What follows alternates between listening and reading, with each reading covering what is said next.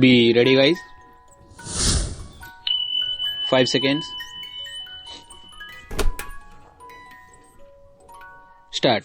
Sir, I am thankful to the honorable members who have participated in this debate and generally welcomed the measure before the House. The amending measure of the Motor Vehicles Act, as honorable members may perhaps recollect, has had a very checkered career, and in fact this amending process started 10 years back.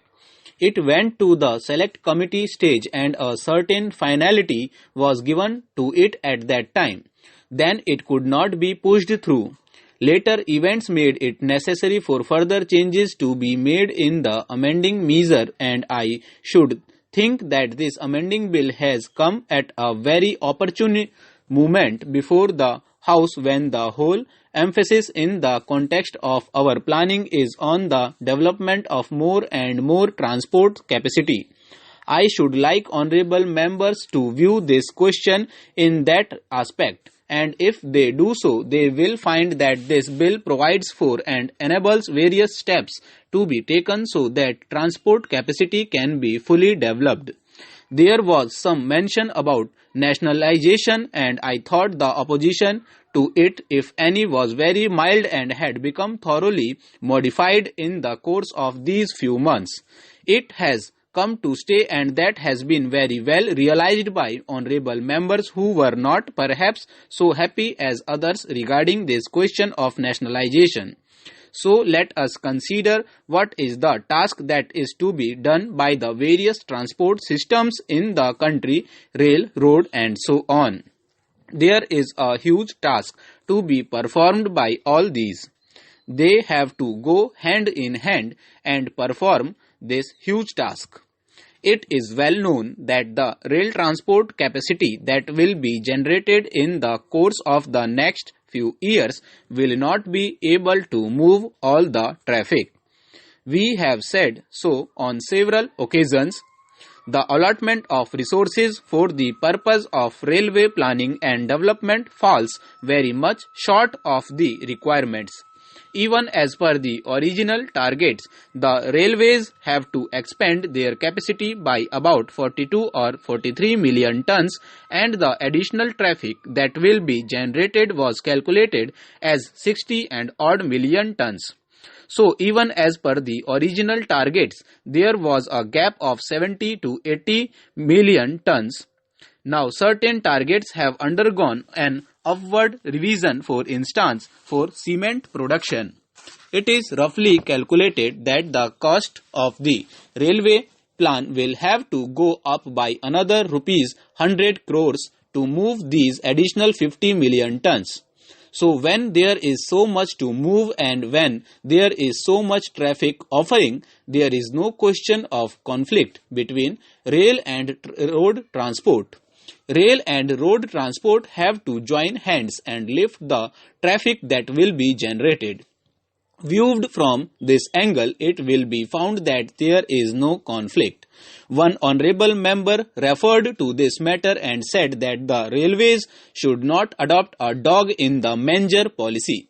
I have no difficulty in agreeing with him. The railways do not propose to follow a dog in the manger policy. Perhaps the honorable member does not know that we have taken various steps towards relaxation of restrictions on inter-regional transport which he was mentioning. He spoke from experience and said that he was a member of one regional transport authority.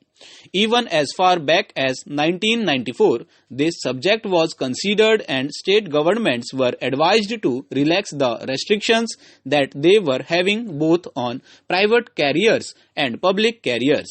They were asked to give the utmost freedom to private carriers. Perhaps the position is not very well realized that in our country the majority of the trucks are only public carriers. In other advanced industrialized countries, the majority are private carriers. It has been brought out in the report of the study group which went into this question that perhaps 70 to 80% of the total number of trucks are in private hands. Here also in our country, the various industrial establishments new and old can really go in for owning and operating more and more private carriers. They can own a large fleet and can have workshop facilities also, and they need not complain against the railways for not carrying things.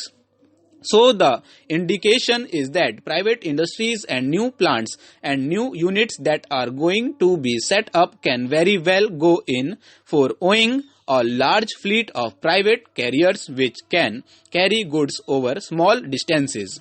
Of course, over very long distances, it may not be possible to operate private carriers, though even there it will be possible to operate over long distances to some extent.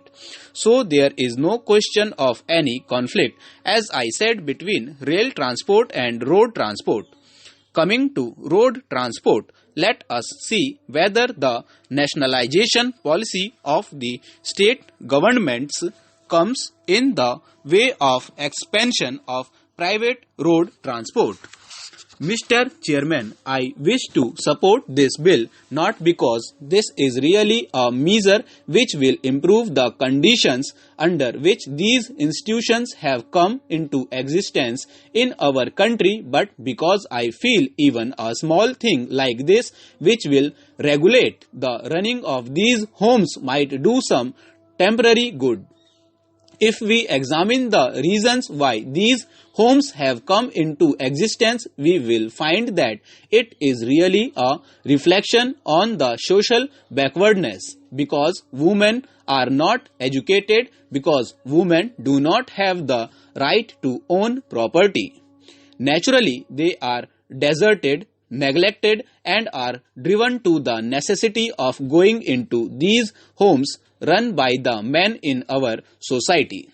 These people run these homes under the guise of public charity, but these homes have really become centers of immoral traffic in our cities.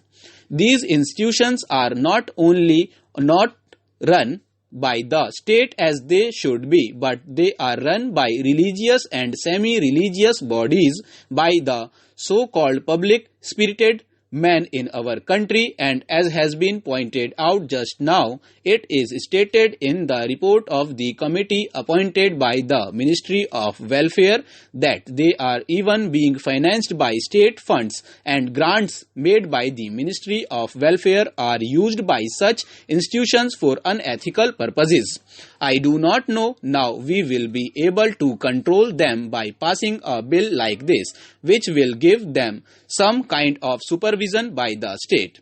Sir, I was personally connected with an institution in Uttar Pradesh, and it was an institution which was run under the name of Mahila Ashram, and the entire committee in control of that Mahila Ashram consisted of some of the lawyers and doctors of the capital of Uttar Pradesh.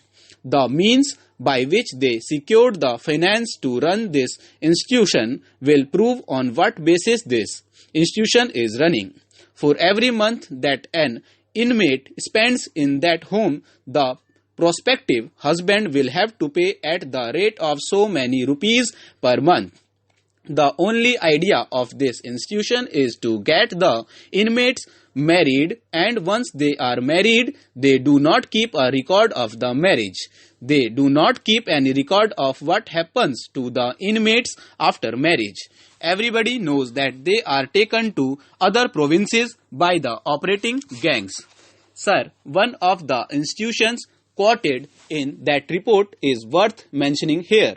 The committee went to Gaya in Bihar, and they found that these women were practically locked up as they were prisoners in that house, and then they were asked as to how many of them would like to stay there. 12 out of the 16 ran out of the house. This is typical not of a few but of the majority of the houses run under the name of women's homes or under the grand name of Mahila Ashrams. Only the other day in the Times of India we read about a children's home run in Delhi with the financial aid of the Ministry of Welfare, just to give a grant to an institution because it bears the name of women and children, even when it is supervised by a visiting committee or visiting man does not really mean that we are solving the problem.